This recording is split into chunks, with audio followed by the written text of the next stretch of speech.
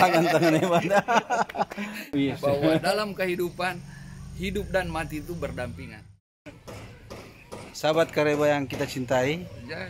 sore ini saya berada di satu taman yang berada tepatnya di Jalan Pelita Raya 2. Siapa pemilik tempat ini?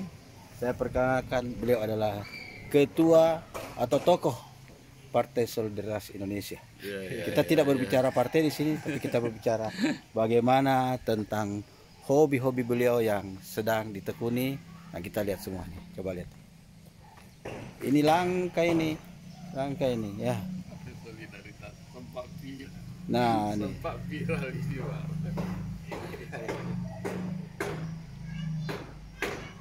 Beliau pencinta bonsai, Ketua bonsai. sekaligus ketua bonsai Sulawesi Selatan. Pak, apa yang menarik dari bonsai dari Bapak? Bonsai itu mengajarkan kita menjadi pribadi yang sabar, tekun, kemudian yang paling penting cinta terhadap tanaman. Bagaimana tanaman ini bisa kita robah menjadi bernilai lebih tinggi dan digemari sebagai satu karya seni. Itulah bonsai. Jadi bonsai adalah miniatur pohon yang tumbuh di alam bebas dalam satu pot dengan karakter yang sama dengan pohon yang tumbuh bebas. Nah, itu target untuk membuat sebuah bonsai. Kalau untuk menanam satu pohon seperti ini, kalau kita ambil tadi pohon beringin, usia sampai 10 tahun, 15 tahun dalam miniatur pot yang sebegitu kecil, memang harus butuh kesabaran, Pak ya? Butuh kesabaran, butuh ketekunan, dan butuh perhatian yang maksimal. Dan ini tanaman ini tidak dikarbit ya, bukan dikarbit saja langsung jadi gitu Tidak ya. bisa. Bonsai Butuh tidak waktu. bisa dikarbit. Bonsai Jadi harus melewati butuh tahapan-tahapan. tangan-tangan hebat. Tangan kasar. Tangan-tangan hebat. Luar biasa. Untuk menjadikan beliau. Betul, Pak. Nah, satu lagi, Pak. Ini kan selain bonsai yang Bapak miliki, banyak teman-teman lain juga mempunyai bonsai ya. Betul. Pada umumnya, pohon jenis apa yang enak atau paling cocok untuk dibonsai? Jadi kita di Sulawesi Selatan ini ada komunitas. Kebetulan saya ketua di Makassar. Hobi bonsai ini menyebar di hampir Semua kabupaten kota. semua kabupaten, tapi yang sudah kita bentuk organisasinya itu ada 9 kabupaten. Nah, di Sulsel ini Pak memiliki pohon endemik yang sangat cocok untuk dibikin bonsai. Misalnya santigi. Nah, ini tidak semua daerah ada santigi. Tetapi di mana-mana pohon ini menjadi ikon bonsai. Itu satu. Kedua ada sainsimbur.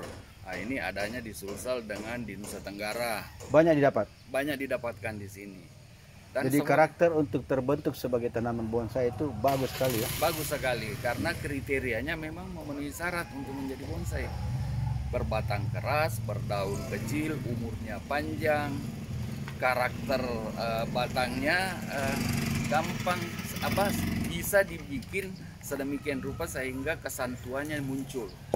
Apa yang membuat atau mengantar Pak waktu remaja sampai seusia seperti ini sampai cinta bonsai? Saya petani, Pak. Saya orang kampung yang suka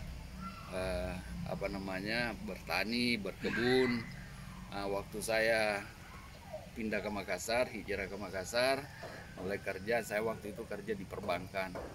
Setiap pulang dari kantor, saya singgah di salah satu taman di seputaran Jalan Masjid Raya sana. Nah, dari situ saya Taman Masjid Raya. Iya, ada dulu di situ taman bonsai. Iya. Bukan taman bonsai ya, galeri. Nah, di situ kita kumpul orang-orang bonsai. Akhirnya ya tanaman ini mulai digemari sampai hari ini. Ada yang menarik di belakang situ, Pak. Ini kayu apa? Cerita Bapak tadi kayu apa? Kayu santigi ya? Ya, ini santigi. Ya, pemirsa coba lihat ini. Ini unik sekali ini. Ya. Tidak gampang mendapatkan. Kesannya pohonnya sudah mati, tapi jadi ini menggambarkan bahwa kehidupan dan kematian selalu berdampingan, Pak. Beda Nah, ini tipis. kita sudah bicara filosofi nih, Yes. bahwa dalam kehidupan hidup dan mati itu berdampingan. Dalam satu pohon yang sama ada yang mati, ada yang hidup. Nah, ini yang coba kita elaborasi menjadi satu karya seni dengan objek tanaman yang tumbuh.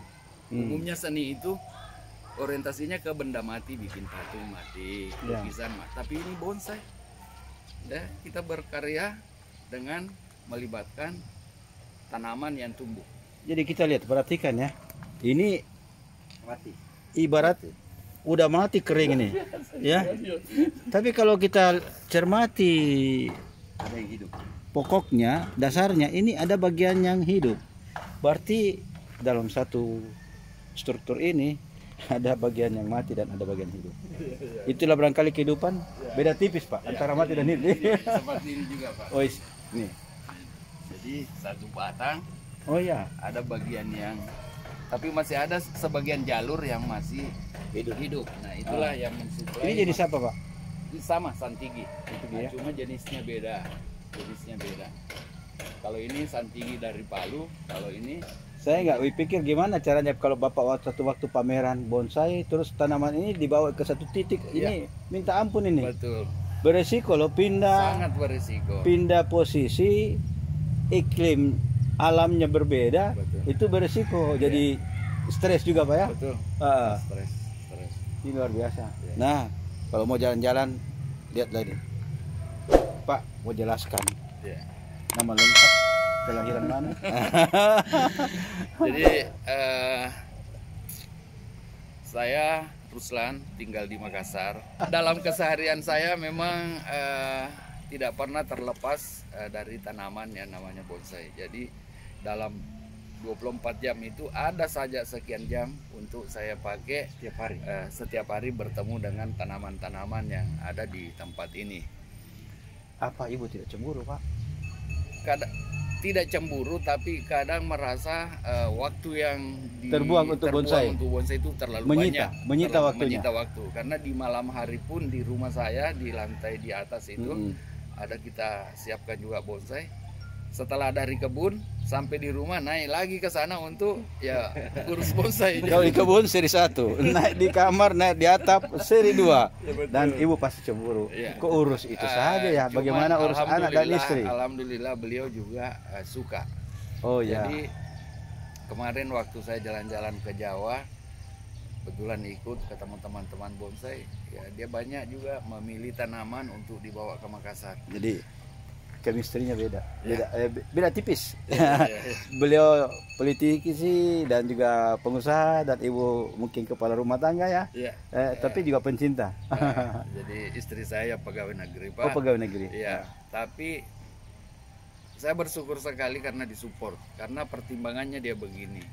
Kalau terlalu lama mengurusi bonsai yang digarap dari awal, dari bakalan atau dongkelan, itu waktumu untuk menikmati terlalu jauh. Makanya kalau mau ya cari yang memang sudah setengah jadi. Oh ya. Baru diproses. Ya. Nah, itu artinya kan ruang yang sangat besar diberikan oleh seorang istri untuk mensupport hobi sang suami. Oh, itu luar biasa. Luar biasa filosofinya luar biasa. Ibu yang jago loh ini. Iya. Karena dia sudah mempersiapkan ya, pilih mau yang setengah jadi atau sudah terbentuk dasarnya, telah kembangkan.